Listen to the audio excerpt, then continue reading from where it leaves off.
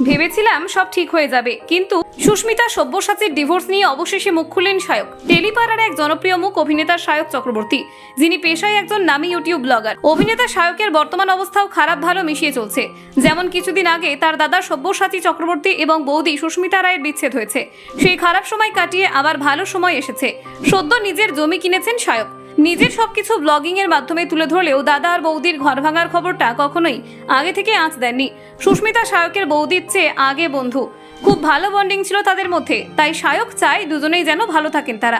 সুস্মিতার জন্মদিনের প্রথম তার সঙ্গে ছবি শেয়ার করে ইঙ্গিত দেন সুস্মিতা আর দাদা সব্যসাচী আর একসাথে নেই। তবে সংবাদ মাধ্যমে সায়ক কখনোই দাদা বৌদির বিচ্ছেদ নিয়ে কথা বলেননি। কিছুদিন আগে প্রথমবার ইটিভি ভারতের তরফে সাক্ষাৎকারে মুখ খোলেন অভিনেতা। এই সাক্ষাৎকারে সায়ক বলেছেন, সুস্মিতা তো আগে আমার বন্ধু এবং সহকর্মী, পরে আমার বৌদি হয়েছে। ওর সঙ্গে বন্ধুত্বটা অন্যরকম।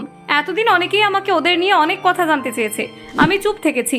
আমি ভেবেছিলাম সব ঠিক হয়ে যাবে, কিন্তু ঠিক হলো না তো কিছুই, ভেঙেই গেল সম্পর্কটা। দুজনে একসঙ্গে খারাপ থাকার চেয়ে আলাদা থেকে ভালো থাকাটা খুব জরুরি।